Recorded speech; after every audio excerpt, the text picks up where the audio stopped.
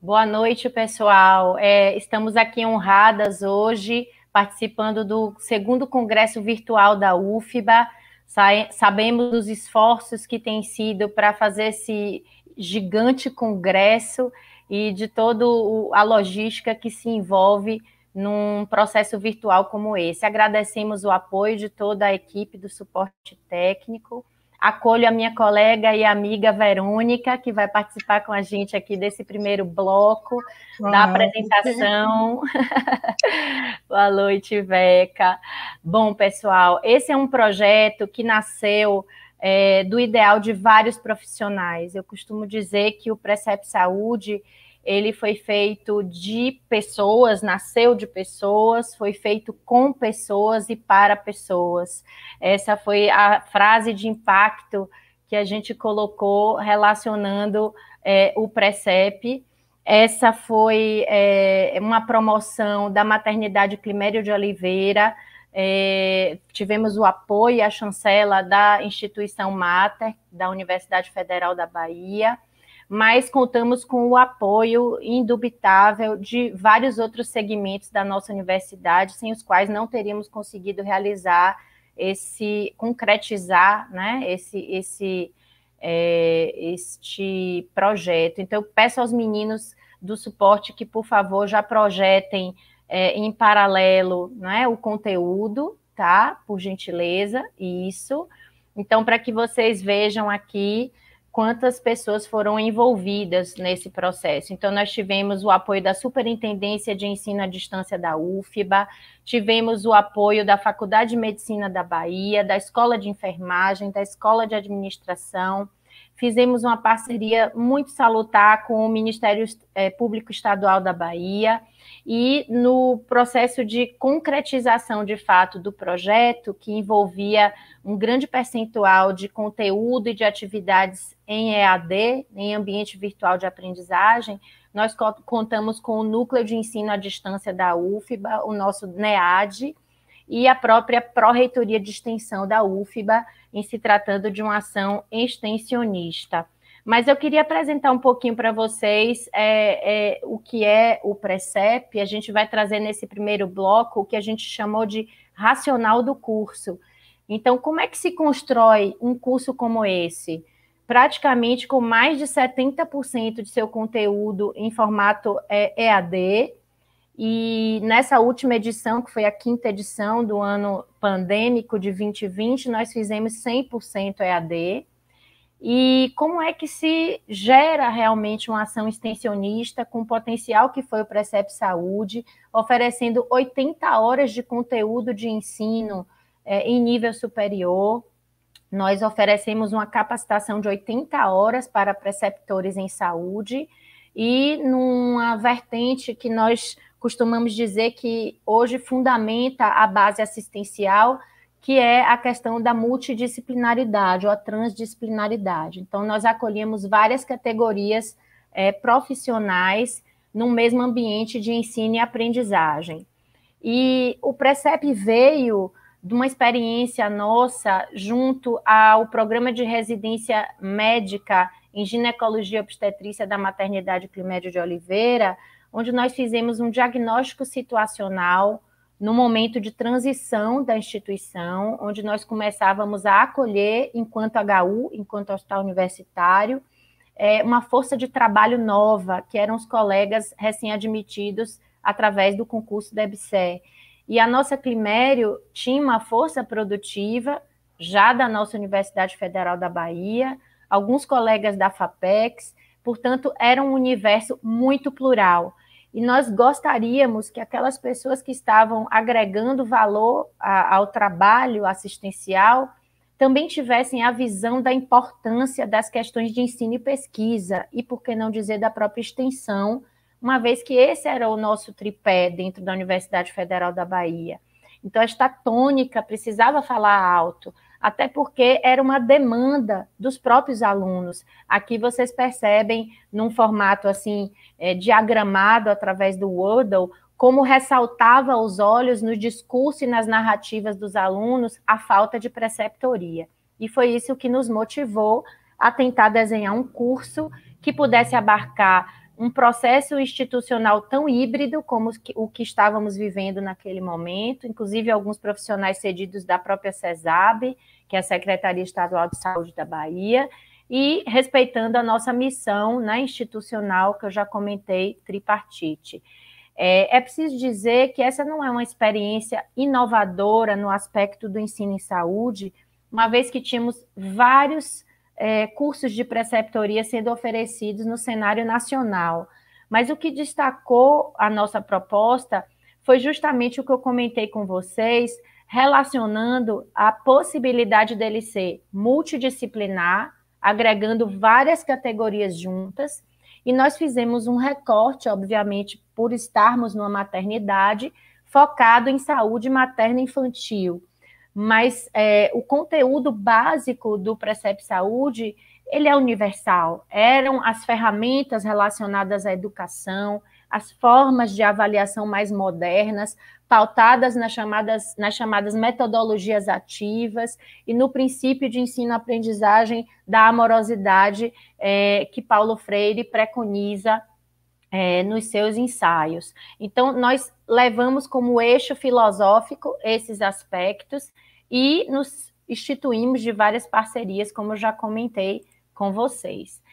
Foi muito importante essa caminhada institucional, nós queríamos uma isonomia onde todo e qualquer profissional vindo de vínculos distintos pudesse ser acolhido. Então, o colega da EBSER tinha acesso ao curso, o colega da UFBA tinha acesso ao curso, o colega da CESAB tinha acesso ao curso, e todo e qualquer profissional que fosse vinculado ao SUS, porque nós entendíamos que, na ideia de que o SUS é a escola, todos somos preceptores onde atuamos e como atuamos na assistência direta de quem cuidamos. Então, dentro dessa ideia, queríamos abarcar todo e qualquer profissional de saúde de nível superior que atuasse na rede materno-infantil. E diante dessa proposição, nós precisávamos de parceiros fortes e precisávamos de um reconhecimento institucional do curso. E a nossa UFBA, com seus princípios inclusivos e de seu próprio fiel da balança, que é sempre aproximação e atendimento à comunidade, foram fundamentais para que a gente conseguisse ter essa chancela institucional e esse reconhecimento. Os objetivos do Precept sempre foram uma busca maior de qualificação da assistência. Querendo ou não, quando eu interajo com os meus pares, em especial de outras instituições e de outras categorias profissionais, eu estou aprendendo, eu estou ampliando a minha visão, eu estou me aprimorando, me capacitando cada vez mais. E quando a linguagem é colocada em termos de ensino, começamos a entender que é muito mais interessante você ensinar num processo direto e horizontal, onde você também se coloca na posição de aprendiz, do que você simplesmente virar um mero transmissor. Então, com as metodologias ativas e com a estrutura que nós fizemos no desenho metodológico do curso, vocês vão perceber que foi possível a gente, inclusive, despertar vocações para a docência, para a gestão, para a pesquisa. Interessante dizer a vocês que após essa caminhada de 4 anos, já temos vários ex-Precep, já na trajetória acadêmica. Eu mesma saí desse processo de gestão e estou abraçando o doutorado. Verônica está aqui também em fase de pós-graduação. Dera, envolvida com ensino cada vez mais na rede assistencial através da CESAB, e tantos outros que depois, inclusive, compuseram os processos de gestão dentro da própria maternidade Climério de Oliveira e em outros cenários da rede materno-infantil. Devo dizer a vocês que foi necessário criar um processo de inclusão digital. Imagine que agora, na pandemia, todo mundo foi obrigado, de modo muito célere, a ser incluído digitalmente nos processos. Mas quando nós começamos o Precept, a gente chama o Precept assim, viu, gente? É Precept Saúde, esse projeto. Lá em 2017, poucos dominavam essa linguagem digital. Foi um grande desafio para nós criar esse processo de inclusão e a própria identidade do curso. Então, ele começou assim muito simples, usando uma marca que nós havíamos captado da internet, vejam vocês, uma marca livre da internet, que simbolizava a união e a pluralidade.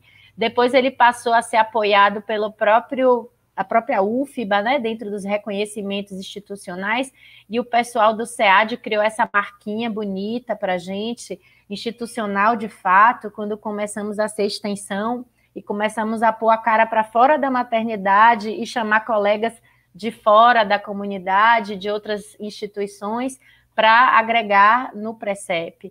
Então, em seguida, tivemos uma outra formatação com o avanço da associação com a própria EBSER, e tivemos aqui essa marca final, que hoje a gente veste aqui a camisa, e que todos os preceptores envolvidos e pares da época também vestiram.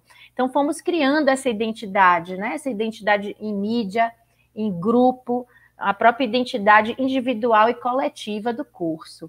E todo o curso sempre transcorreu utilizando, gente, a plataforma Moodle da UFBA. Eu quero aqui deixar o meu testemunho de qualidade técnica desse recurso. Muitos professores, muitos técnicos hoje utilizam a plataforma, mas nós já utilizamos desde 2017 e devo dizer a vocês que o suporte do NEAD foi sempre impecável conosco, né? Quero reiterar aqui o valor inegável desse grupo. Dizer a vocês que ninguém faz um projeto como esse sozinho. Ele não nasce da ideia isolada de alguém. Para ser executado e concretizado, ele precisa de pessoas. É impossível fazer um processo desse sem agregar pessoas e mais pessoas e mais pessoas. E o processo do Precep Saúde foi exatamente assim. Ele foi avançando num processo multiplicador. Então, nós começamos em 2017 com a primeira turma, envolvendo médicos obstetras e neonatologistas da instituição.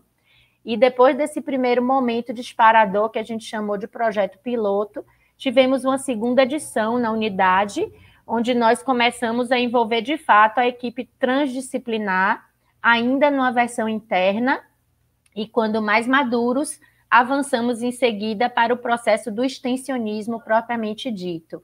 E aqui foram Precep 3, Precep 4, Precep 5 nessa última edição, completamente EAD. E a ideia de que ele se torne uma ação contínua e um moto contínuo não é à toa, porque estamos aqui hoje apresentando para a nossa universidade o resultado desse processo, e temos aqui o professor Jorge Guedes, que acabou de chegar. Seja bem-vindo, professor, que será, assim, o maestro de próximas edições, com muita honra, né? Dedicamos a ele aí essa continuidade, se Deus quiser. Dizer a vocês, gente, que nesse processo de inclusão na plataforma Moodle da UFBA, nós já conseguimos agregar cerca de 420 profissionais dentro da plataforma Moodle UFBA, procedentes da rede materno-infantil. Esse processo também ocorreu em paralelo com parcerias que fizemos para outros projetos junto ao Ministério Público Estadual. Nós instituímos também um canal do YouTube chamado Web Aula MCO, com o apoio da nossa ASCOM, da Maternidade Climério de Oliveira. Geramos conteúdos assim extremamente qualificados através dos contatos estabelecidos no Precep, revelando assim saberes e situações assim de organização e de andamento assistencial da própria rede materno-infantil. Então foi muito enriquecedor. E dizer a vocês também que o processo de gestão precisa se envolver. Um processo como esse, de um curso como esse, exige isso.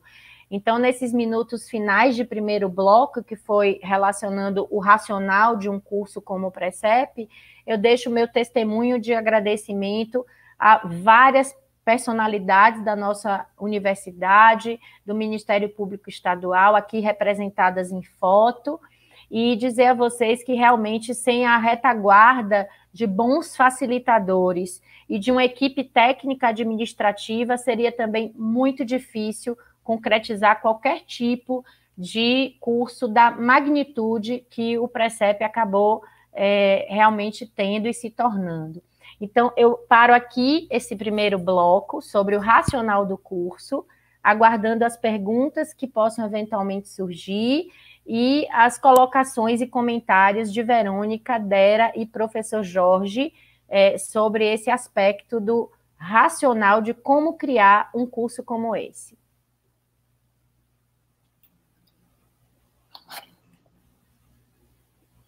Vocês me ouvem? Perfeitamente, professor. Fique à vontade. Então, eu gostaria de pedir desculpas pelo atraso, né? Eu estava em outro evento, foi a formatura dos residentes, né, médicos da Universidade Federal da Bahia, e estava com dificuldades de entrar com o link, mas conhecemos a apresentação e estamos aqui para, em primeiro lugar, assim, Karina, dar os parabéns por que uma iniciativa dessas, com o grau de organização que foi conseguido, ela exige, sem sombra de dúvida, um trabalho de equipe e um trabalho assim de adesão, não é? Então, a gente sabe, a minha primeira pergunta aí, talvez abrindo o bloco, e depois que os colegas que estão também na co-moderação podem abrir também, como foi a adesão?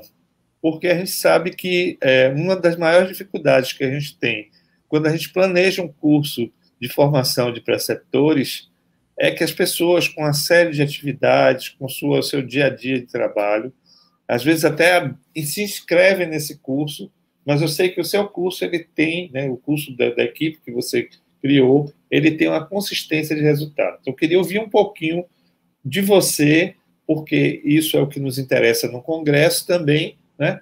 Quais foram as estratégias de convocação, de adesão, se vocês conseguiram, com essa parceria com a gestão, área livre para que os preceptores pudessem participar. Nos fale um pouquinho disso aí, por favor. Claro. Obrigado. Professor, obrigada ao senhor por participar e por trazer essas perguntas. A primeira questão que nós entendemos é que para aderir a um curso com o conteúdo que era oferecido por 5 meses, realmente 80 horas é muita coisa, né, da vida profissional, eu digo ao senhor que foi a chamada adesão motivacional, ou seja, estava ali para aderir ao curso aquele que tinha alguma motivação própria. Eu não tive especificamente da gestão uma chancela de espaço, ok? O que eu tive junto à gestão, e foi um pacto muito batalhado, as meninas sabem disso, foi uma carga horária de dedicação da tutoria. Então, essa tutoria possuía 6 horas de sua carga horária laboral destinada semanalmente ao curso. Então, tanto nós da coordenação, quanto os colegas que trabalharam conosco no conteúdo e na tutoria, tiveram espaço reservado, protegido de trabalho. Para os participantes, não. Ele era um curso livre de autogestão. Então, o processo de adesão do participante, eu acredito que a grande motivação foi a presença do tutor. A presença constante do tutor, a interação que foi feita em pequenos grupos, porque no desenho metodológico, vou falar adiante, o senhor vai perceber, era quase que um pareamento de 2 tutores para 8 colegas de participação, em média 6 a 8 em cada edição. Então, nós percebíamos que esse corpo a corpo criava uma identidade de grupo que segurava os colegas. Então, esse processo de adesão ao longo do tempo foi a amizade, a vinculação realmente que se criou em cada subgrupo. Não sei se respondi a pergunta do senhor ou se as meninas queriam fazer algum comentário nesse sentido.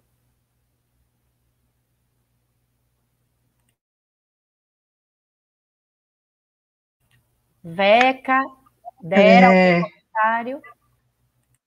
Tá me ouvindo? Eu só, na verdade, eu só reforço você, Karina, né? Minha voz está um pouquinho fraca, mas bora lá. Eu só venho reforçar, realmente, assim, esse pareamento, essa duplicidade, né?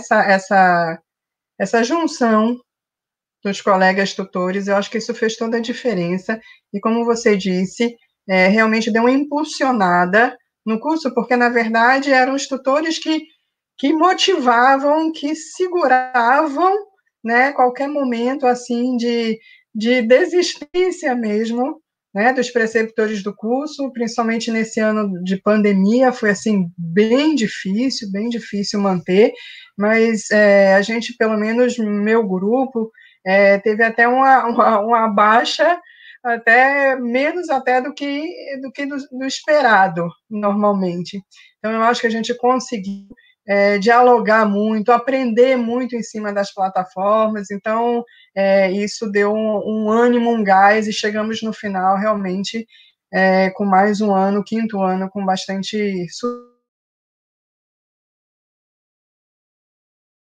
Dera, você está com o microfone fechado, pode abrir. sucesso.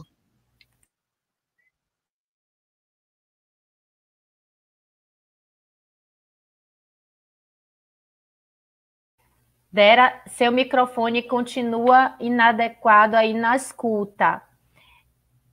Consegue agora? Abre, pode abrir. Isso, você está aberta, deve ser contato agora.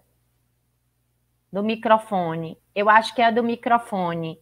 Vamos fazer o seguinte, guarda esse comentário, eu vou seguir o bloco, mas eu queria reiterar com Verônica esse aspecto da adesão. Nos surpreendeu fortemente esse processo de adesão comparativa entre as edições anteriores e o período pandêmico. Nós vamos chegar lá. Eu vou pedir agora para o pessoal do suporte para voltar à apresentação do conteúdo, por gentileza. Muito obrigada, gente.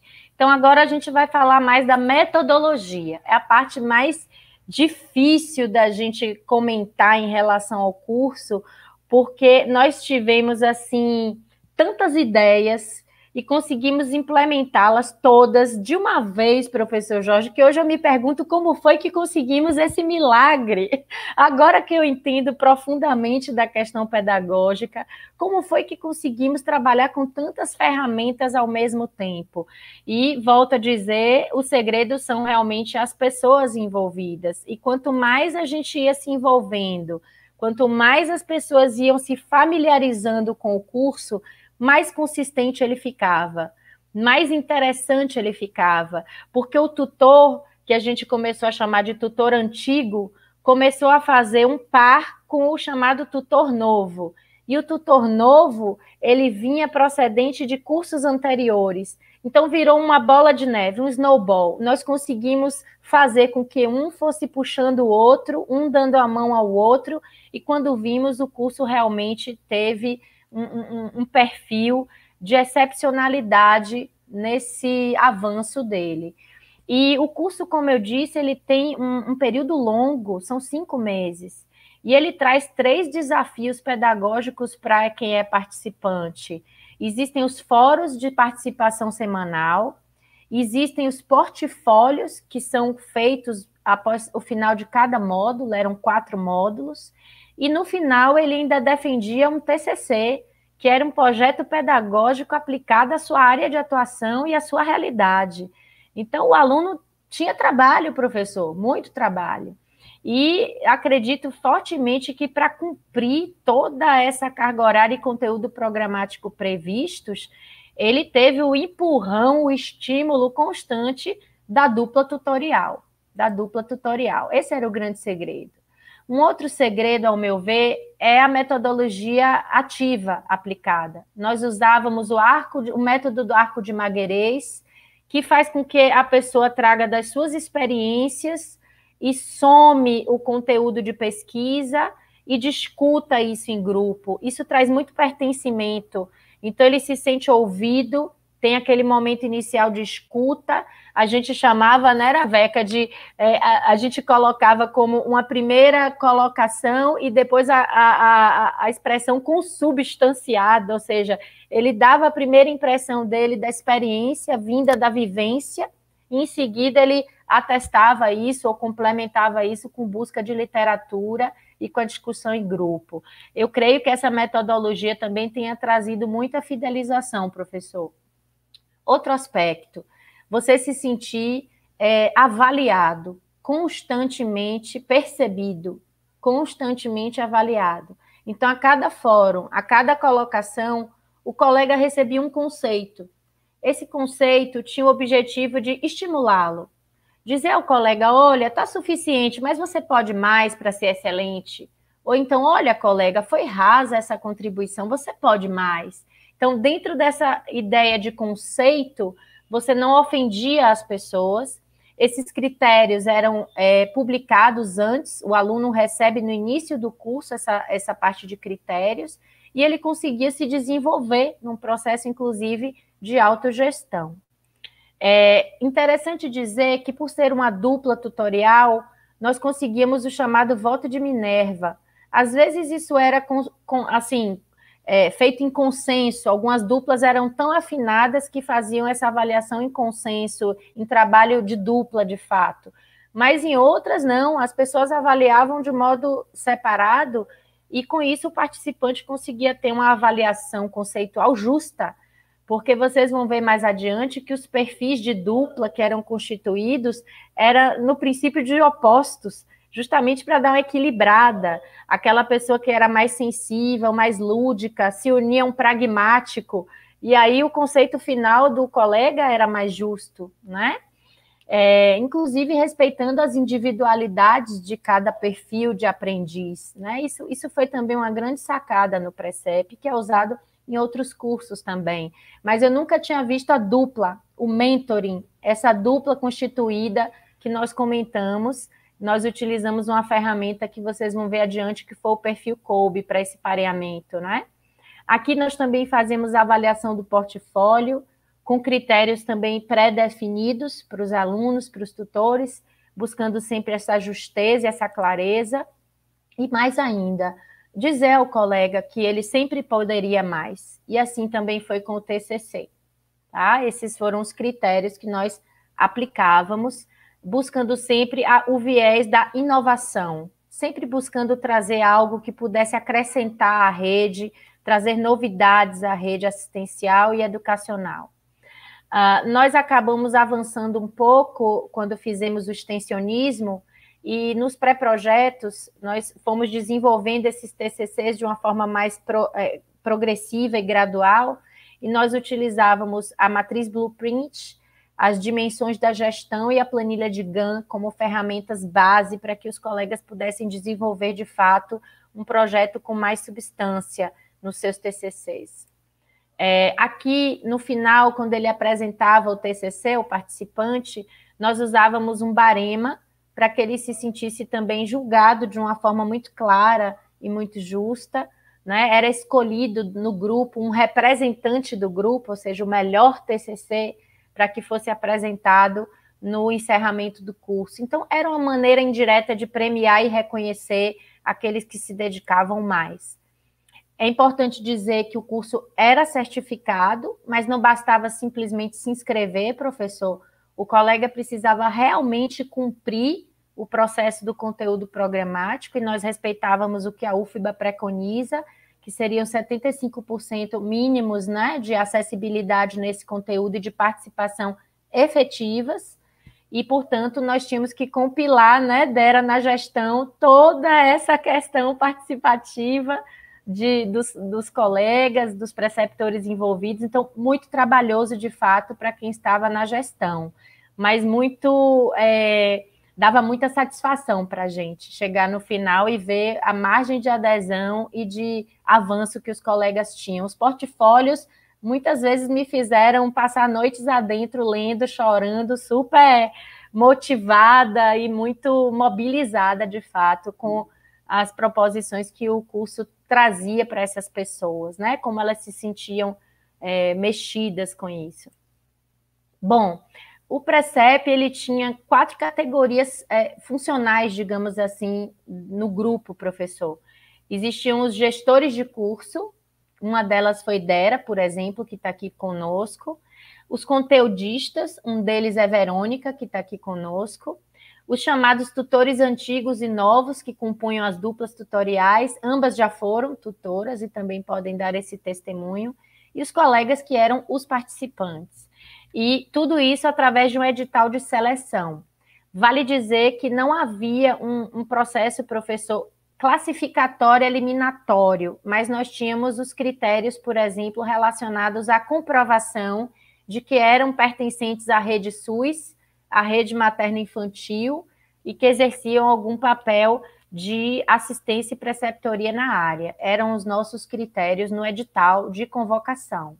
Nós usávamos links para facilitar o acesso de pré-inscrição. Era usado um link criado pelo Google Forms. Isso era divulgado amplamente na rede, com apoio da gestão, com apoio da Ascom, com apoio do Ministério Público Estadual, da CESAB, e funcionava muito, era o nosso famoso boca a boca de WhatsApp mesmo. Nós fazíamos um card e divulgávamos, e também utilizávamos os cadastros anteriores para divulgar os novos cursos e fazer isso multiplicar dentre os colegas. Mas funcionava muito, era o boca a boca, viu? Um indicando para o outro e a rede ia se articulando. Esse foi a ferramenta que eu comentava para o pareamento das duplas tutoriais. Nós usávamos o perfil Kolbe, que é uma ferramenta muito simples, professor, mas muito interessante, disponível na internet gratuitamente, que é o chamado A-Train, e ele define o perfil que aquela pessoa lida com ensino e aprendizagem. E ele acaba categorizando esse profissional em 4 grupos, né? Nós tínhamos aí os percentuais atribuídos a cada pessoa e fazíamos uma análise combinatória, anônima, para que ninguém soubesse, nem a gente, era um cegamento nesse processo, para a formatação das duplas. Então, nós tentávamos parear os opostos, sem ter outros vieses, digamos assim, relacionados a amizades ou origem de serviço, de setor. E, magicamente, essa é a palavra, deve ter realmente um fundamento interessante nessa aplicação. Nós tínhamos duplas muito complementares. Quando elas não eram complementares, elas eram muito simbióticas quase, né, Veca? A Veca teve uma experiência simbiótica aí na tutoria dela. Então, é muito interessante perceber o quanto um também aprendia com o outro nessa dupla tutoral. E a dupla tutoral nos dava um conforto, professor, quanto a férias, adoecimento, eventuais ausências. Então, o aluno, o participante, o grupo nunca ficava sozinho. Tinha sempre alguém. Ou era um tutor, ou era o outro, ou eram os dois. Não tinha ausência, não tinha desassistência. Era constantemente uma referência dentro do subgrupo para os participantes. Sempre havia um tutor. E aqui foram os nossos tutores ao longo do tempo. Muita gente boa, vocês podem reconhecer pelas fotos, alguns são profissionais bastante reconhecidos da nossa rede, alguns são docentes, outros são técnicos antigos da Universidade Federal da Bahia, com mais de 5, 10 anos de atuação na área materno-infantil. Outros vieram a aderir com o passar do tempo através da incorporação com a EBSER, e assim foram todas as nossas edições, grupos muito fortes, muito interessados, acima de tudo, compromissados, e ao longo do tempo nós fomos incorporando cada vez mais gestores e conteudistas, professor, justamente para que tivéssemos essa pluralidade de conteúdo no curso, porque nós começamos com médicos, depois incorporamos enfermeiras, e depois nós tínhamos todas as categorias representadas, inclusive dentro dos conteúdos, ok? Foi um grande desafio, mas nós conseguimos fazer um conteúdo muito interessante. E os participantes, no curso, quando nós abríamos na abertura de curso, nós também convidávamos uma reflexão íntima de qual era o perfil deles. Algo muito menos complexo do que o perfil Kolbe, mas muito mais diretivo. As pessoas se dividiam em cores no dia da abertura e nós tentávamos formatar subgrupos baseados nessas cores e nas categorias profissionais, para tentar trazer o máximo de pluralidade possível nos subgrupos, para que tivéssemos vivências bastante diversificadas para compartilhar. Então, isso foi muito interessante também, bastante. Raramente tínhamos um subgrupo onde não tivesse representado, no mínimo, uma categoria de cada profissional da área de saúde e de lugares distintos e instituições distintas. Foi muito enriquecedor. Ouvir a voz de outras instituições, ouvir o colega de outra categoria funcional na sua experiência de preceptor. muito enriquecedor mesmo. Nessa abertura também fazíamos o pacto pedagógico, que é algo muito comum aos cursos de preceptoria. Eu mesma já vivi um curso de preceptoria, 2 cursos anteriores ao nosso, enquanto participante, enquanto tutora, e digo a vocês que o pacto é realmente algo muito simbólico e muito importante para que o andamento do curso, o transcorrer, né, possa fluir com mais tranquilidade e naturalidade. Um outro recurso metodológico que sempre foi muito encantador e muito motivador para todos nós, inclusive na elaboração do conteúdo e para trazer uma certa leveza às discussões, é que, em paralelo, tínhamos sempre um eixo lúdico. O eixo lúdico do primeiro curso foi o filme de Alice no País das Maravilhas, e a gente puxava o mote do Alice, vamos tomar um chá, já trazendo a questão conceitual do chá, do ensino-aprendizagem. Na segunda edição, quando juntamos, né, vários profissionais e abrimos para várias categorias, nós chamamos de Todos Juntos e Misturados, e o mote foi a Arca de Noé.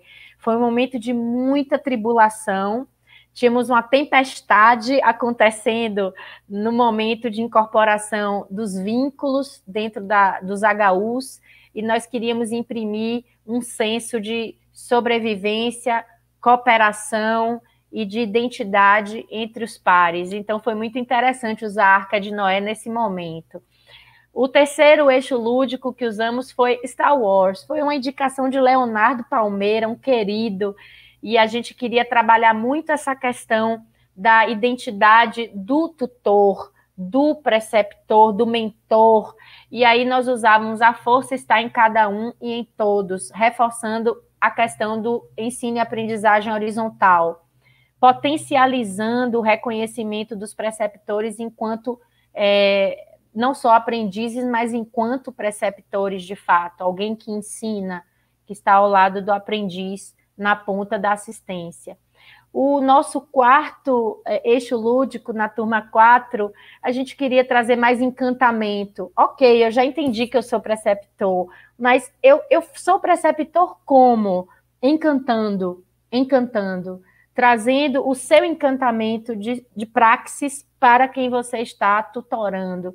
Então, nós usamos o mote da magia está no ar, usamos o Harry Potter e todo o potencial que Hogwarts traz de ensino, de aprendizagem, de valores nesse momento. E, por fim, nessa última edição, extremamente simbólica e convidativa, onde a gente teve que fazer um curso plenamente 100% EAD, e tivemos todos que nos transformar, literalmente, e nos transmutar. Nós usamos os X-Men como eixo lúdico, foi uma sugestão de Ana Cláudia, que era da nossa equipe gestora, que foi acolhida pela maioria, e foi muito bacana, porque saiu coisa como que saiu um processo de identidade mútua fantástico com os mutantes dos X-Men, tá? Então foi muito bacana esse eixo lúdico. Bom, o tempo de aprendizagem é realmente único para cada ser, mas nós tínhamos um cronograma a cumprir, nós tínhamos metas estabelecidas, e tudo que é pactuado, na maioria das vezes, é respeitado. E eu devo dizer, professor, que a grande maioria conseguia transcorrer dentro dos prazos propostos do curso. As semanas, né, de aprendizagem de fórum, os portfólios modulares e o TCC. O maior desafio para nós, na verdade, sempre foi a entrega de todos os portfólios, nem sempre entregavam todos, a gente tinha que fazer repescagem, e o TCC, que era sempre uma correria de final. Como todo bom participante e aluno, o pessoal corria no final, tá? Mas a equipe estava sempre ali presente, os tutores muito atuantes, e havia um respeito aos momentos de cada um. E nesse momento pandêmico, nós acolhemos de tudo, professor. Acolhemos ausências, adoecimentos, questões emocionais, fizemos uma parceria com o pessoal de saúde mental da Climério, tínhamos psicólogos, tínhamos psiquiatras, pessoas inclusive nos apoiando, tivemos uma participação de uma colega que tem um projeto maravilhoso, que é o Projeto Resile, e eu acho que tudo isso foi ajudando as pessoas nesse passo a passo. E, nesse respeito às aprendizagens, dentro do possível, íamos fazendo os resgates. E nós conseguimos, nesse movimento de resgate, chamar muita gente. E muita gente foi esse mundo de gente que participou do Precep, professor, e dentro dos encontros formativos, fossem eles da equipe pedagógica ou dos grupos, o que mais motivava as pessoas era, sem dúvida alguma, o senso de equipe. Você se sentir parte daquele todo e você vê que o curso estava avançando e contaminando positivamente tanta gente. E esse foi o grande segredo, de fato, do Precep Saúde, né? Os relatos que nós temos em portfólios retratam isso de uma forma assim muito intensa a cada edição. E eu queria pedir para a equipe agora do pessoal do suporte técnico dar essa pausazinha aí para a gente de conteúdo, para que abríssemos esse segundo momento de debates e perguntas relacionadas à metodologia, professor. Bem intenso, hein? Muita ferramenta, né?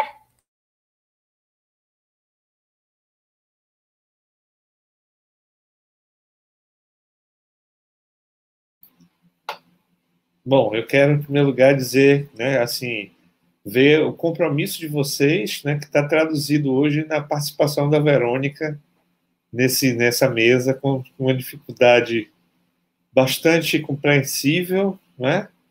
Muito obrigado, Verônica, pela sua generosidade de estar conosco, a despeito do seu problema de saúde. Estamos aqui, ó, torcendo para que tudo fique bem, que você melhore o mais rapidamente possível, tá?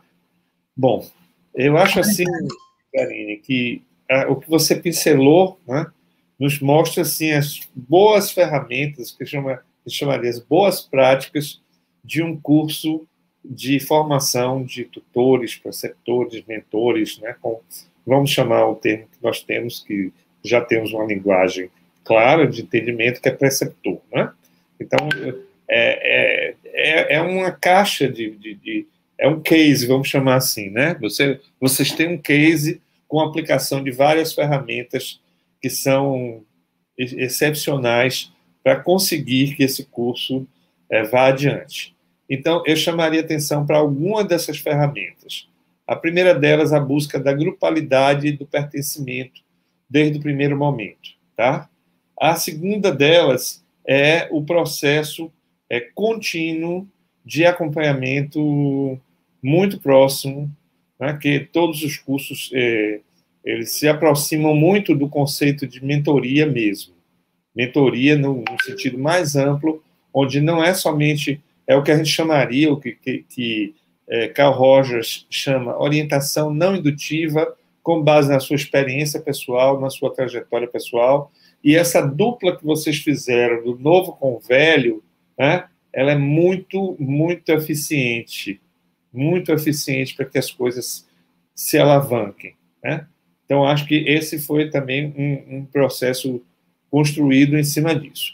A pactuação, né, tanto o pacto de convivência inicial que foi feito, quanto a clareza dos métodos de avaliação que vocês empregariam ao longo do curso, é um ingrediente, com certeza, é um bom fermento para qualquer curso, né? Então, vocês usaram esse fermento de uma forma muito boa, explicitando os mecanismos de avaliação, os baremas, e isso não é comum, né? É muito difícil a gente trabalhar com essa, como é que eu chamaria, com esse planejamento prévio. Hoje eu diria para vocês que nenhum curso, olha meu radicalismo aí, nenhum curso, seja de graduação, seja de pós-graduação, seja de treinamento, seja o que for, pode desconhecer o fato de que a avaliação é mais importante do que o currículo. Eu digo isso a vocês com tranquilidade. O adulto, e até a criança também, ele aprende em cima daquilo que ele vai ser avaliado. Então, a gente pensa que a avaliação é a última parte, mas, na verdade, se a gente consegue, desde o início, estabelecer com clareza e pactuação, claro, né? Quais são os mecanismos de avaliação, a gente consegue fazer com que a coisa ande. E, às vezes, o currículo você pode até mudar, mas se os mecanismos de avaliação estiverem definidos, Isso dá uma consistência ao curso muito grande. Vi que vocês utilizaram um teste psicológico, né, uma tipagem psicológica, que, na verdade, o perfil Kolbe eu não conheço. Eu conheço e trabalhei com outro perfil que eu gosto muito, né, que é o MBTI, né, que classifica também, né, a gente faz um trabalho, sobretudo no Fiverr, né, nossos grupos do Fiverr é uma grande iniciativa de treinamento a longo prazo de educadores, né, e a longo prazo, que eu digo, 2 anos, é um curso de 2 anos de duração com momentos presenciais. E o primeiro momento do Fiverr, a gente fazia o perfil MBTI, para quem não sabe, que é Master and Bridge Types of Personality, uma coisa mais ou menos assim, e ele classifica as pessoas na maneira como você apreende a realidade, como você lida com a realidade, como você toma decisões, e isso nos dá 4 letrinhas, e a combinação dessas letrinhas nos dá uma visão. Eu mesmo sou ENTP, extrovertido, intuitivo, valorizo o pensamento.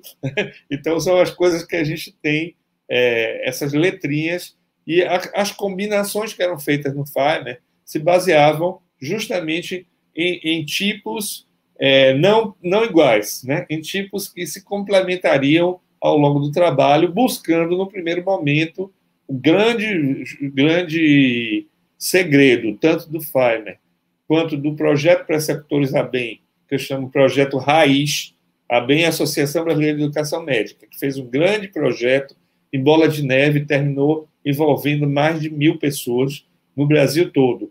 Então, ambos os projetos, no primeiro momento, eles buscavam fortemente a grupalidade e usando os elementos lúdicos, toda essa coisa que vocês utilizaram.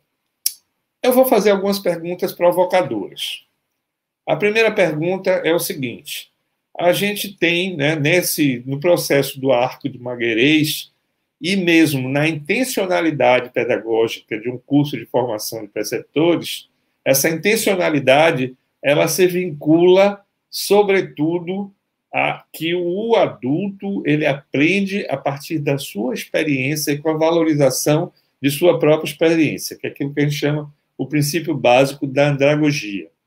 Como é que vocês lidaram com a produção de conteúdos, por um lado, e, por outro lado, com o aproveitamento dos conteúdos, das competências e dos valores que os treinandos traziam para vocês?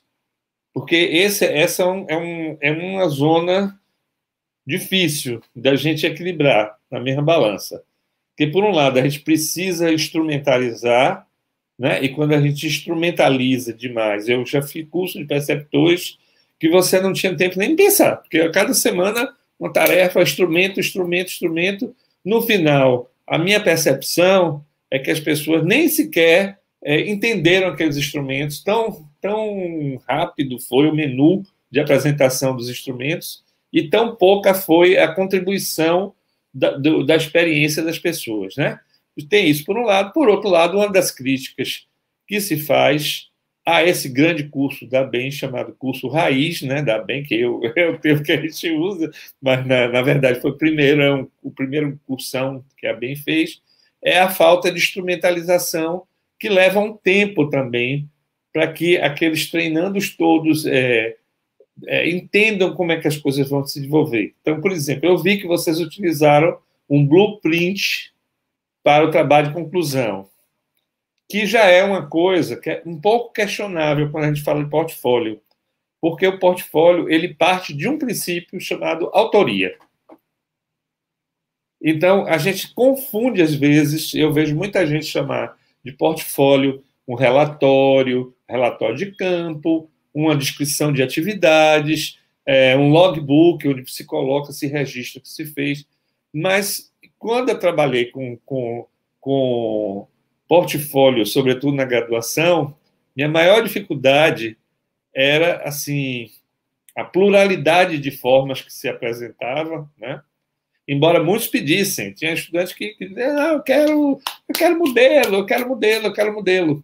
Mas nesse processo a gente teve também portfólios muito criativos. Então, parando um pouquinho minha fala, que eu já estou me alongando demais, me corta, se eu sou muito falador, né? Mas parando um pouquinho minha fala, eu queria que vocês me falassem, assim, como vocês lidaram com algumas dicotomias. A primeira dicotomia é instrumentalização versus, né, criatividade, versus o aproveitamento real, né, professor? Aproveitamento daquilo que sai do próprio estudante. Sim, tá certo? Até de uma certa forma autonomia também, né? Autonomia, tudo isso que está envolto, né? E que tem a ver muito com a intencionalidade pedagógica que a gente está buscando com um curso desse, professor. Sobretudo que é de multiplicadores. Vou fazer só um ajuste de entendimento e abrir a fala para a Veca e Dera também, até porque elas tiveram esse corpo a corpo de tutoria muito forte. Uma correção, professor. Nós não usávamos a matriz Blueprint e a planilha de Gantt e a dimensão da gestão para o portfólio, só para dar clareza. Ao final de cada módulo, o colega expressava a experiência dele íntima com aquele módulo, com aquela apreensão de conteúdo através do portfólio. E este portfólio era lido pela dupla tutorial dele. Ele era avaliado ali no portfólio também. Claro que você dar um conceito para algo que é inerente e vem do sujeito é bem difícil, mas nós tentamos criar aqueles critérios, né, para análise do portfólio. Em relação à matriz Blueprint, que foi citada pelo senhor, ela entrou como uma ferramenta de apoio para o projeto pedagógico, aquele lá do final. Porque havia uma reclamação muito grande, uma exigência muito grande dos colegas de que fazer o TCC no final, sem uma instrumentalização ao longo do curso e sem ferramentas, deixava eles meio perdidos. Então, nós acabamos incorporando essas ferramentas. Mas eu queria que Veca e Dera comentassem um pouquinho sobre essa questão de apreensão de conteúdo. Qual era a impressão que elas tiveram de aproveitamento dos colegas?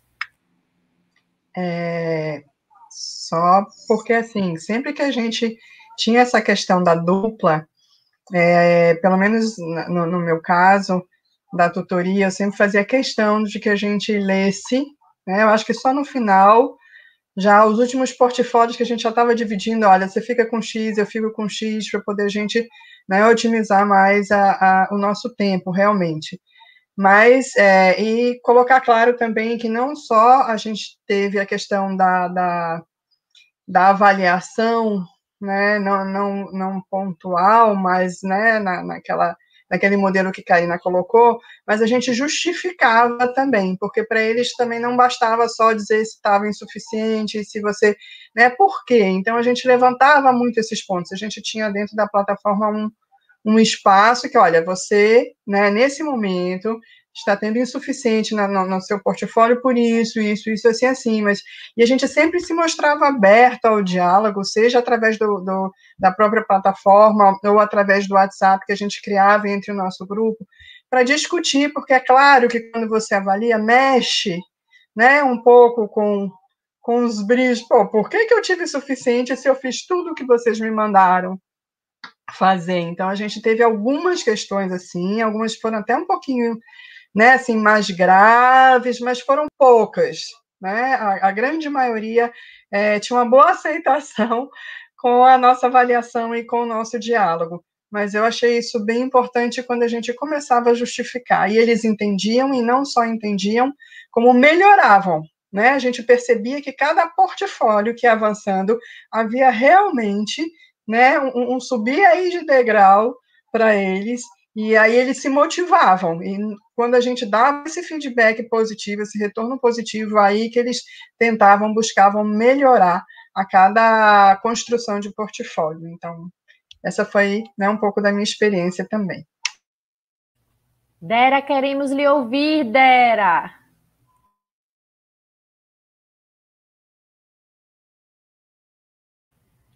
Dera, deve ser sua máquina. Agora está fechado novamente.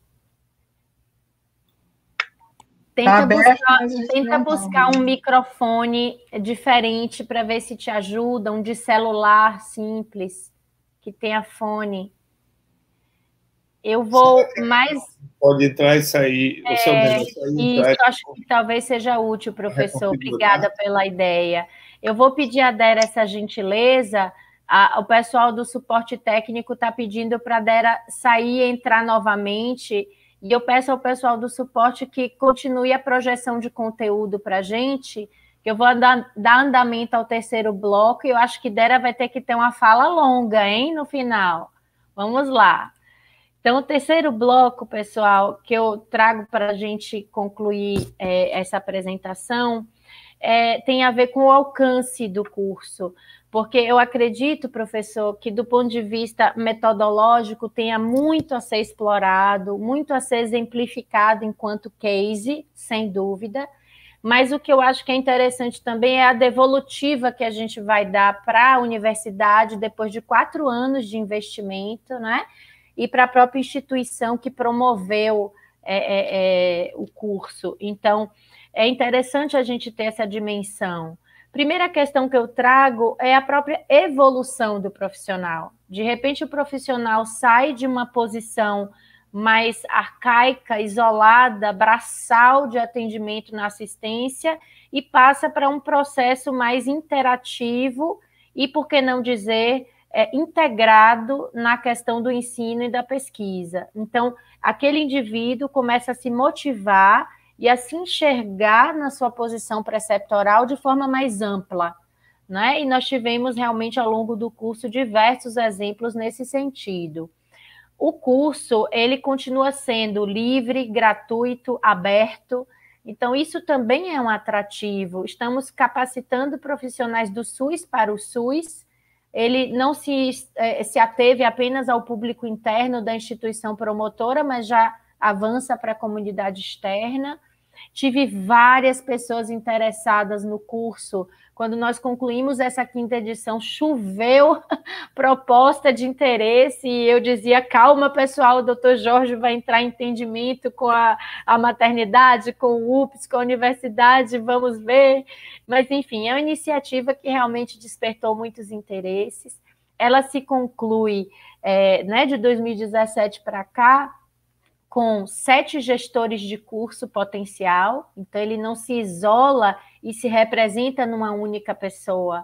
Hoje nós temos 7 gestores de curso, 10 conteudistas, 42 tutores que já passaram pelo Precep, e foram 216 colegas que foram concluintes no curso. É muita coisa, professor, para um curso de preceptoria da dimensão e da proposição que tivemos inicial. Estamos falando da rede materno-infantil, imagine se tivéssemos mais pernas e pudéssemos ampliar. E aqui dizer a vocês, em números absolutos, me permitam, as categorias profissionais envolvidas. Nós tivemos médicos, enfermeiros, assistentes sociais, farmacêuticos, fisioterapeutas, psicólogos, nutricionistas, fonoaudiólogos, terapeutas ocupacionais e educadores físicos. Então, olha a gama potencial de envolvimento e de troca de saberes que um espaço como esse, interativo e educacional, pode ter. A extensão, ela se caracterizou pela a proposição de curso para quem era de fora da Climério, tá? É isso que eu estou chamando de extensão, o extensionismo, de fato, proposto na Proeste. E nós tivemos acima da média que a Proeste costuma ter. Nós tivemos de 35% a 46% ao longo das edições, em regime de extensionismo. Isso é muito bom, tá? O mínimo para aprovação da Proeste, historicamente, em curso de extensão, é de 15%, com reserva técnica para a UFBA, para a instituição. E nós conseguimos manter uma reserva técnica ao longo do tempo de 50%, e o nosso alcance foi de 35% a 46% de extensionismo. Eu fiquei razoavelmente satisfeita com essa perspectiva, apesar de saber que podemos mais. Acho que a rede agora já conhece o Precep. Acho que a rede agora está mais interessada no Precep. Nessa 5ª edição, eu trago muito um pouco dessa experiência da 5ª edição para essa discussão de agora, porque ela foi totalmente virtual e foi um grande desafio para todos nós, inclusive para a equipe gestora, que teve que se encontrar muito, para a equipe pedagógica, que teve que dominar todas as ferramentas virtuais simultaneamente, nós utilizávamos o AVA anteriormente, passamos a usar o mconf, passamos a utilizar essas ferramentas de uma forma síncrona e assíncrona, passamos a desenvolver capacidade de utilizar o Mentimeter e outras formas de interação virtual. Então, claro, poderíamos caminhar muito mais pela pletora de ofertas e ferramentas virtuais que existem hoje. Mas nós não podíamos também mudar demais o curso, senão a gente não conseguiria nem fazer com que ele andasse. Eram informações demais para as pessoas, levando em conta que ainda tínhamos o enfrentamento da própria pandemia, tanto individual quanto coletivamente. Então, nós ficamos bastante satisfeitos. O cômputo final da 5ª edição, que foi 100% virtual, foi de 81% de adesão, professor. Historicamente, nas outras edições, nós tivemos 70% em média de concluintes, né? De quem entrou para quem concluiu. Então, nós tivemos 81% aí. Ficamos realmente bem satisfeitos. Como eu disse a vocês, passamos a utilizar as plataformas da UFBA. Aqui meu agradecimento tácito ao grupo do NEAD, ao acolhimento do Marcos, que nos ensinaram em tempo recorde a utilizar essas ferramentas e a gente dá conta.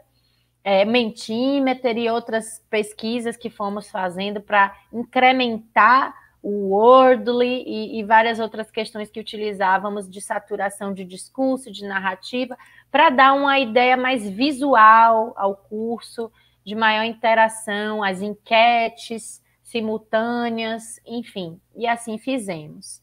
O Precep, ele buscou estimular muito o autoconhecimento também, professor. Essa 5ª edição foi bem intimista, então ela tentou motivar as pessoas para que elas se reconhecessem, inclusive, nesse uso da virtualidade, para que a gente não sobrecarregasse ainda mais as pessoas com tantos recursos virtuais e tantos chamamentos, não é? E, diante disso, nós da Climere, por exemplo, tínhamos uma capacitação inteira para a Covid, toda virtual, ainda tínhamos o Precep, então, gerir isso também foi um desafio, e nós convidamos as pessoas a gerirem melhor o seu tempo na virtualidade e a sua relação com as tecnologias, né? Aqui alguns relatos trazendo esse aspecto.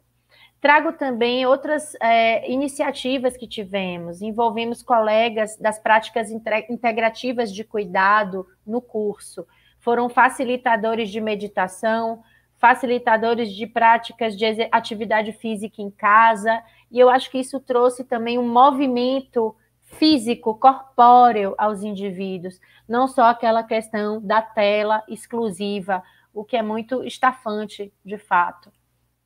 Aqui alguns novos relatos nesse sentido.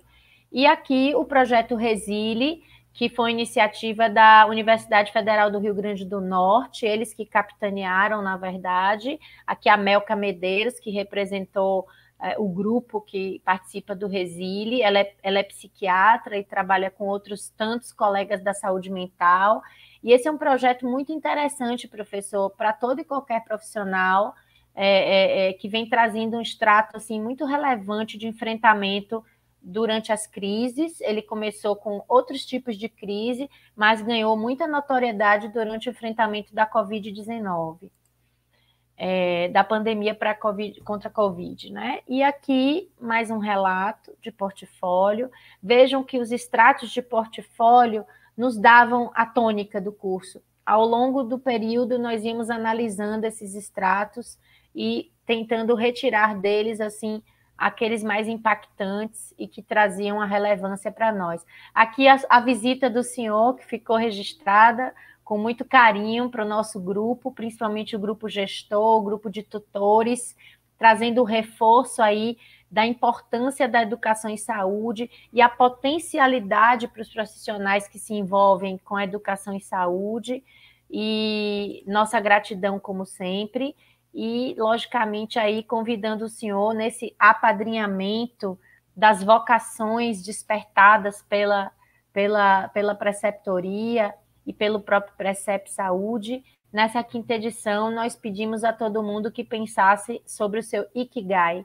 Tivemos uma facilitadora gentilíssima que fez uma apresentação muito bonita no encerramento sobre Ikigai, e partindo do pressuposto do Ikigai, nós não podemos avançar num curso como o Precep sem que nos reconheçamos a nós próprios que participamos do curso, de quais seriam as nossas motivações e o nosso próprio Ikigai.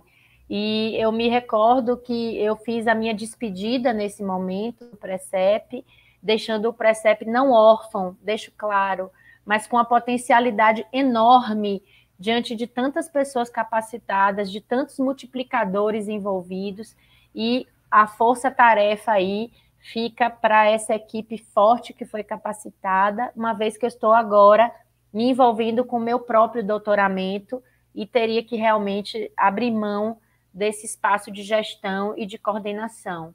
Mas convidei o professor Jorge, que não é despropositadamente convidado hoje aqui também, dessa nossa apresentação formal no Congresso UFBA, reiterando a minha gratidão a tudo e a todos que participaram ao longo do tempo do Precep, da confiança que a Maternidade Climério de Oliveira depositou em mim, da carga horária que a UFBA disponibilizou minha para esse projeto se desenvolver, se implantar, se implementar, e ele foi transformador não só de todos que participaram, mas em mim mesma, inclusive do meu poder que eu desconhecia de trabalhar com gestão, de coordenar um processo como esse, de reconhecer na minha universidade, depois de tantos anos de atuação, mais de 15 anos atuando na UFBA, eu pude conhecer o que a UFBA pode fazer por nós, técnicos, e vice-versa.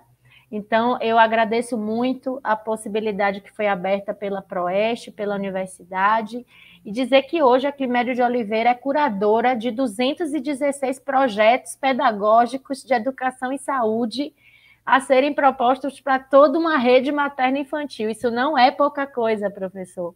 Frutos também desse projeto, dessa iniciativa. Então, agradeço a todos, deixo essa mensagem aí com a frase de Peter Drucker, que eu gosto muito, porque o planejamento de longo prazo não lida com decisões futuras, mas com o futuro de decisões presentes. E a Climério foi muito arrojada e inovadora quando acolheu essa proposta e hoje vê aí crescendo tantos expoentes nas várias vertentes que já comentamos do tripé universitário, por que não dizer desse quadrângulo com a extensão. Muito obrigada pela oportunidade, agradeço aqui à UFBA esse espaço, ao Congresso, que fique gravado aí para os anais como exemplo, como apoio para outras iniciativas, e deixo a palavra para vocês nesse debate final e para o encerramento, professor. Queria que o senhor encerrasse, por gentileza. Quando o senhor terminasse os comentários desse terceiro bloco, Dera e Verônica, eu agradeceria se o encerramento fosse seu. Muito obrigada. Eu acho que a Dera pode falar aí, né? Vamos ver se o microfone agora abre. A única questão aí que agora, para mim, querida, é que por que você vai fazer uma pós-graduação na área biomédica? Tinha que ter feito em educação e saúde, mas vamos... Não me tente que eu acabo fazendo pós-doc nisso, hein? Mas eu realmente tinha um chamamento que ficou recôndito lá atrás com a reprodução humana. Eu tenho um débito nesse cenário. Quando a gente avançar nele, nada impede que eu possa fazer novamente parte desse universo, mas, de fato, eu devo dizer ao senhor que temos muitos pares capazes de dar continuidade. Tenho certeza que esse projeto não morrerá numa única pessoa, tenho certeza.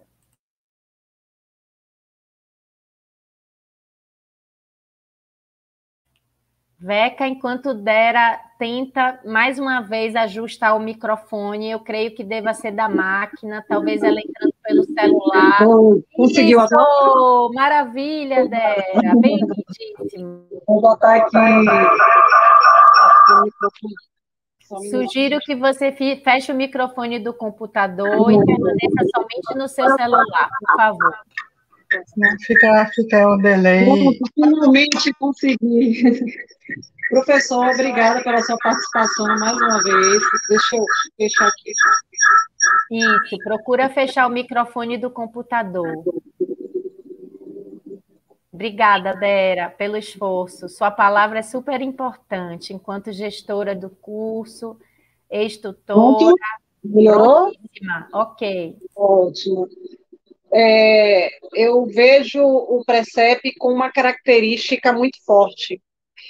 Ele é um curso que os discentes estão porque desejam compreender, aprender, entender um pouco da pedagogia, porque eles já são professores, de certa forma, eles são tutores, eles são preceptores, eles trabalham, são profissionais que trabalham na educação, mas que não têm o arcabouço teórico.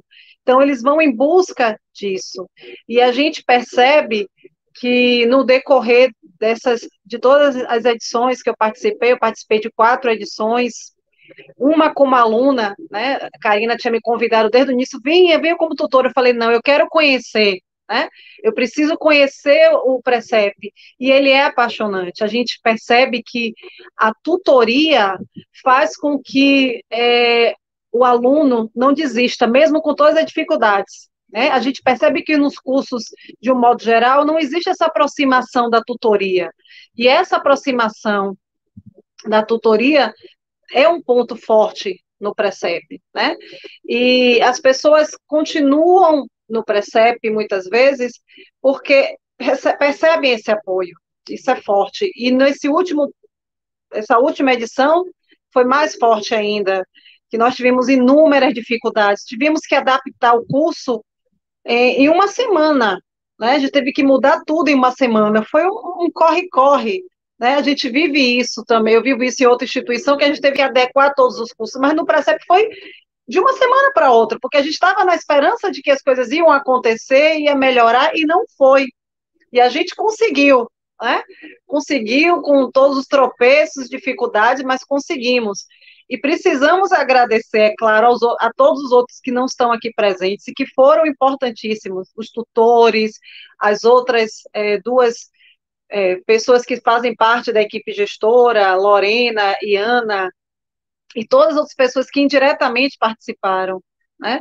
O Precep foi além muros. Ele começou com uma proposta apenas na maternidade para capacitar somente os médicos, que eram preceptores, viu-se a necessidade de também capacitar os outros profissionais, demais categorias profissionais, e ele foi crescendo, a ponto de a gente ter um número tão grande de inscrições que a gente precisava fazer uma seleção, assim, vamos botar esse, mas esse é muito importante, não, mas porque as pessoas sentiam a necessidade disso e ouviam os comentários, né, nos corredores, a gente percebe isso. Eu hoje ainda sou enfermeira da Climério Assistencial e a gente percebe que houve uma mudança de conduta, uma mudança de rotina, né, de trabalho dessas pessoas. Ele trouxe mudança, sim. E ainda se ouve hoje muitas pessoas perguntarem, né, nos corredores dela, vai ter o Precep 6, e aí?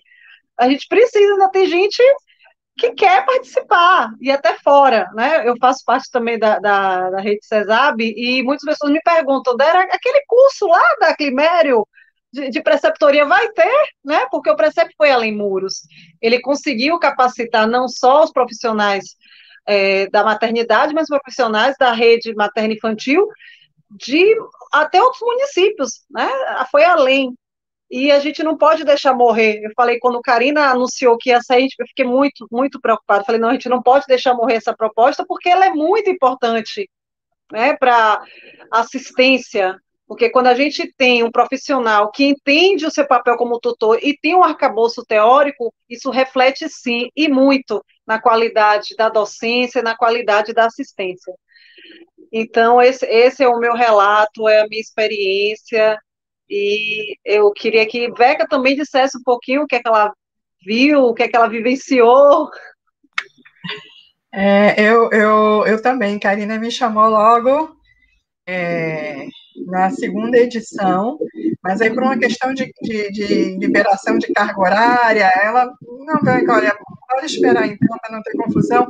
E aí ela me chamou para ser preceptora. Olha que eu já sou preceptora já há muitos anos de instituição pública, já fui na UFMA também.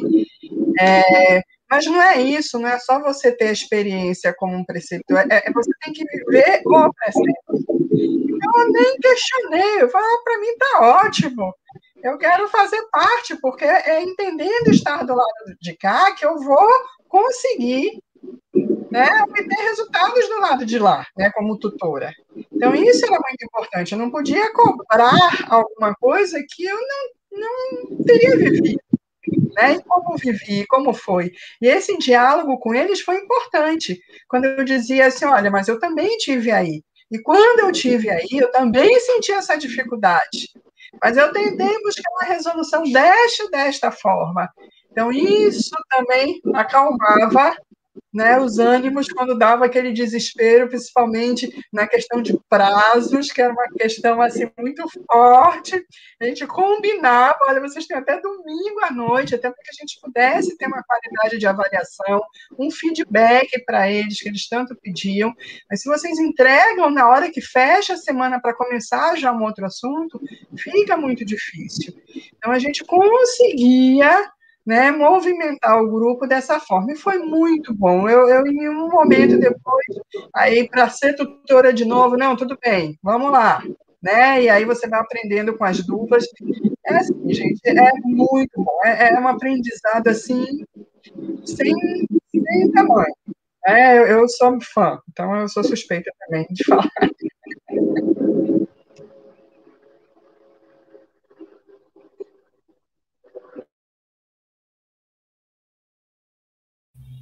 Obrigada, meninas, por falas tão significativas. Professor Jorge, suas considerações já buscando a nossa finalização. Temos apenas 14 minutinhos para encerramento. Eu acho que a gente pode ajudar a UFBA fazendo a nossa preleção final. Mais uma vez, a minha palavra, como sempre, desde o final do Precep 5, é gratidão, ok? Então, quero que o senhor, por favor, dê aí uma fala de perspectivas e animação para o pessoal que está no aguardo aí de novas proposições e edições. Um abraço e obrigada. Então, em primeiro lugar, agradecer a oportunidade de, mais uma vez, né, ver esse projeto tão completo, tão bem estruturado, tão bem organizado, né?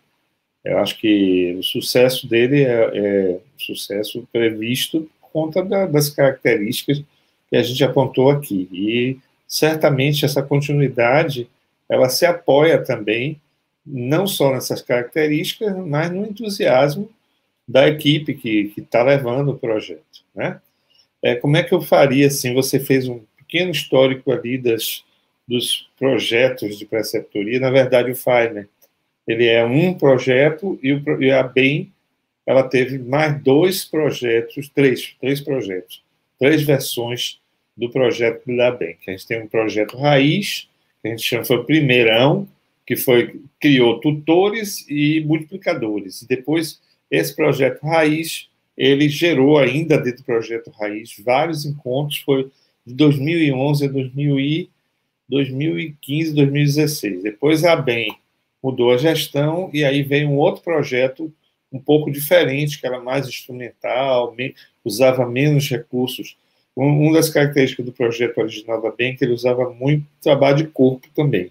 Tinham os chamados arte-educadores, que lidavam, sobretudo, com expressão corporal, com dinâmicas corporais. Isso fez uma diferença muito grande. É um grupo chamado Roda Gigante, do Rio de Janeiro, que trabalhava na UERJ e nos acompanhou durante algum tempo, quando esse curso raiz da BEM se criou. Depois houve a multiplicidade de cursos. E por que houve essa multiplicidade? Porque a demanda é tremenda. Esse conjunto de preceptores que está aí, né?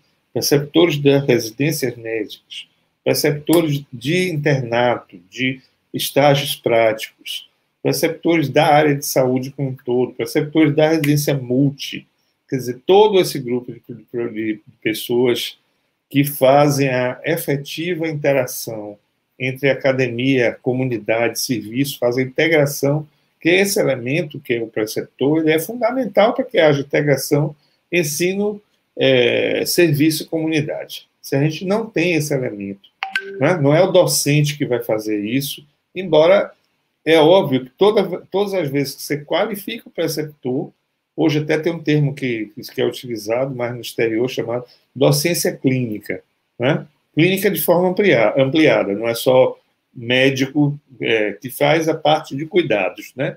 Então, esse elemento, que é o docente clínico, que não é necessariamente um acadêmico, ele não está na academia, ele é essencial para que essa coisa continue e que a gente, sobretudo num país como o nosso, onde o Sistema Único de Saúde está aí, né?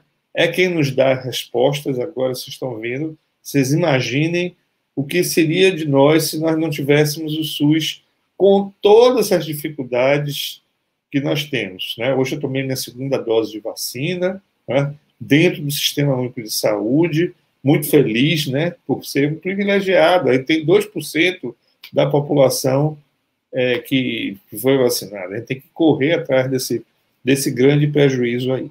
Então, sem sombra de dúvida, né, como é que eu vejo assim, o futuro disso?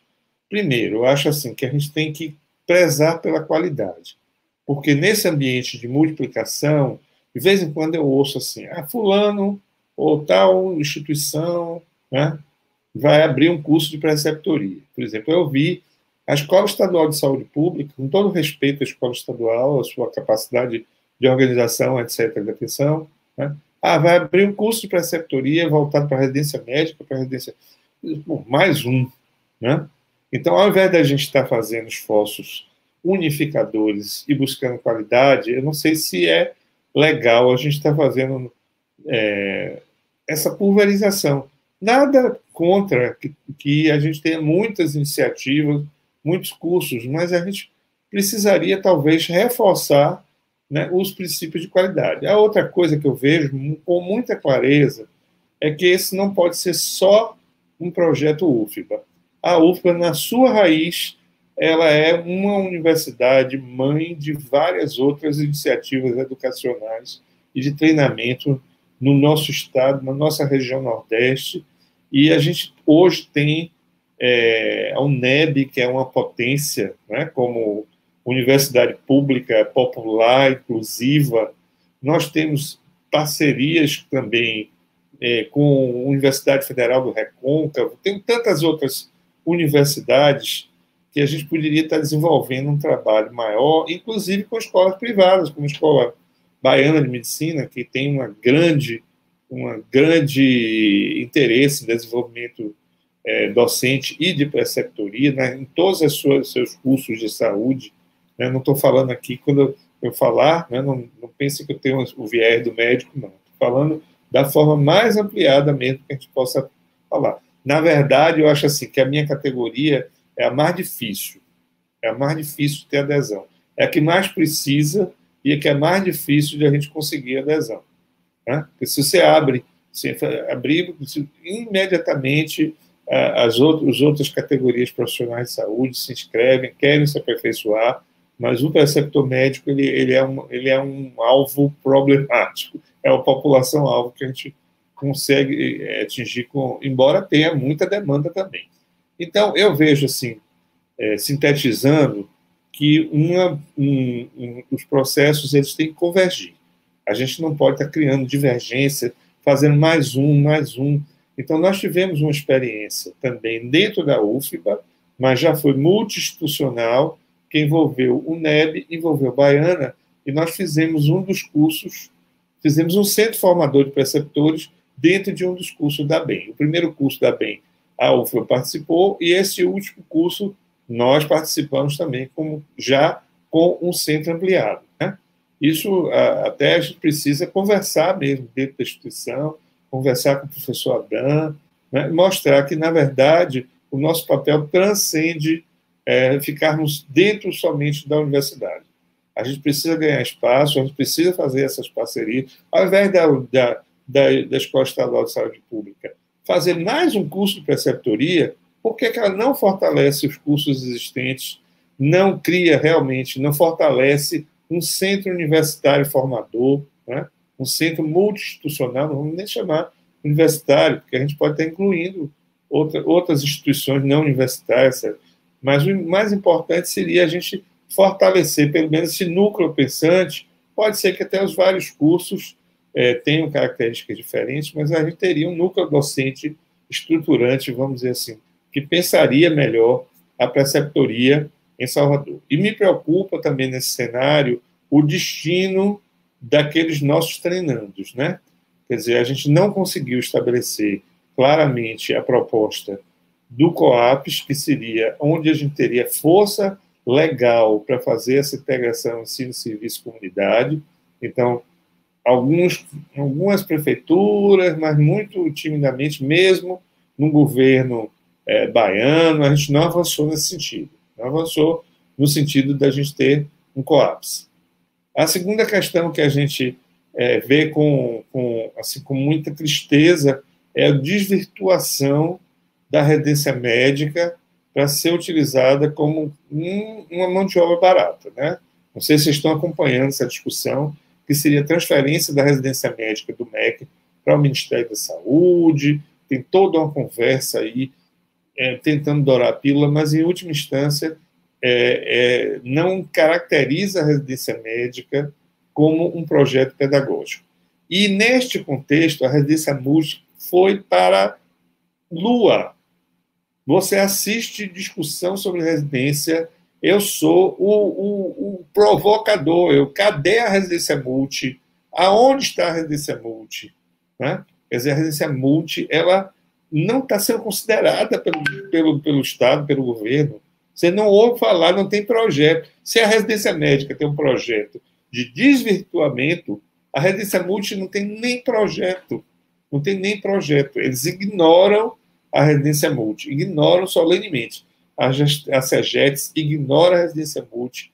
O Ministério da Educação, quando quer trazer para si, ainda manter, fala comissão de residência médica. Então, é muito importante de que os gestores da residência multi, né, as COREMUs, os gestores maiores, estejam cobrando a participação da residência multi nas decisões que dizem respeito à residência. E, por outro lado, também, o que a gente viu um pouco pela residência multi, mas não necessariamente por isso, foi a redução das residências profissionais, que são tão importantes quanto a residência multi.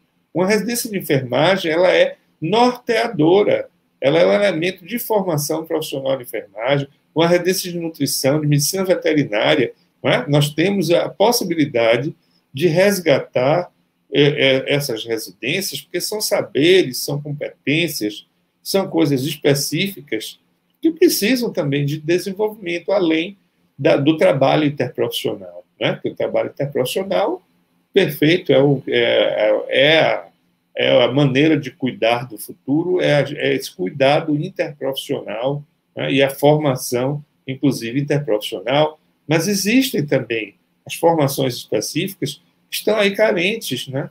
Você pensar numa formação de enfermagem, né? Relacionada às linhas de cuidado que nós temos hoje, são saberes muito específicos que a residência multi não vai dar conta. Não vai dar conta. Ela pode ser uma etapa preliminar, pode ser um caminho. Então, este universo, né, de pessoas em treinamento exige um outro universo de tutores e preceptores, né, de preceptores e de tutores que qualifiquem esses preceptores para que eles façam uma boa educação, boas práticas pedagógicas aí. Então, a gente precisa estar junto, primeira coisa, ter criatividade para enfrentar, né, a crise, não é só a criatividade para passar para o ambiente virtual. Essa já era uma demanda reprimida e agora a gente foi obrigado a fazer isso com rapidez. Isso não é, talvez, o nosso maior calo. Nosso maior calo é como valorizar esse preceptor depois dele formado. Onde é que ele se insere? Qual é o ganho que ele recebe a mais salarial, porque nós temos necessidades financeiras, né? A gente não está aqui no mundo das ideias. Eles não pedem isso, é interessante. Este não é o moto, né, a motivação que leva a pessoa a fazer um curso de preceptor, mas é essencial de que ele venha, né, fazer isso. Nosso tempo está esgotado, nós conversaríamos muito mais aí com vocês, né? e eu agradeço muito, né, a oportunidade de conversar com vocês. Agradeço também a Claudine, que nos ajudou aí nas dificuldades. Nosso tempo já chegou ao limite e estamos abertos para novas conversas, novos papos. Karine, pensa novamente se você vai fazer essa pós-graduação. Obrigada, boa noite, pessoal. Boa noite, então. Boa noite.